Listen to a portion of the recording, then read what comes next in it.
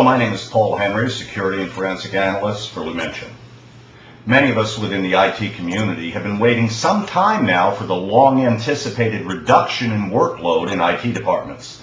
We've seen budget cuts, programs put on hold, and we've seen workers retrenched within our departments, while at the same time, trends in IT tend to be bucking the trend associated with the decline in the economy. As the economy has slipped, workload within IT departments has actually increased. Albeit, we have seen a reduction in new hires, we've seen a reduction in new programs being rolled out throughout our departments, we're seeing no reduction at all in our flaw mitigation responsibilities.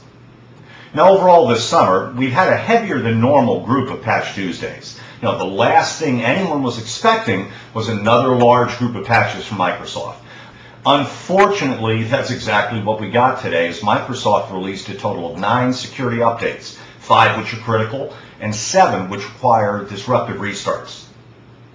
Now, while these are not the kernel issues that many were anticipating based upon the initial pre-release information, they are still really important and also very disruptive. From a priority perspective, the first priority, of course, are the critical issues that offer remote code execution.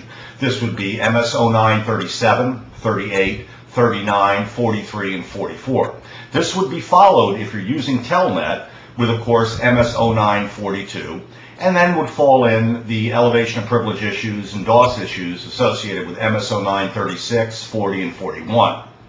Looking at the pre-release information from Microsoft, there was some concern initially that we might be looking at an issue associated explicitly with ISA Server.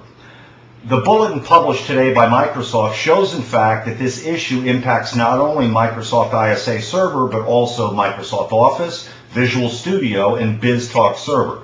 While security teams may breathe a little easier at first, the overall impact, in fact, will be much larger with this issue. Now, this Patch Tuesday, as well as others we've seen this summer, will be quite disruptive. It's going to be busy. We were already facing the need to deal with new patches from Apple and Mozilla. Now we have another large Microsoft set of patches to deal with as well. Now, keep in mind that Microsoft also just released a brand new version of Internet Explorer 8 that includes new default settings to help ease regulatory concerns that were associated with the previous version's default settings.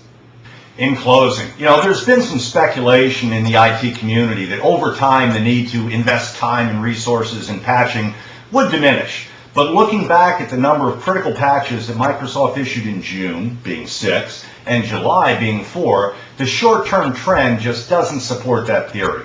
Further, the recent out-of-band patches we've seen from Adobe and Microsoft have helped to make this a long and difficult summer for IT pros. This has been our Patch Tuesday update for August 2009. Thanks for listening.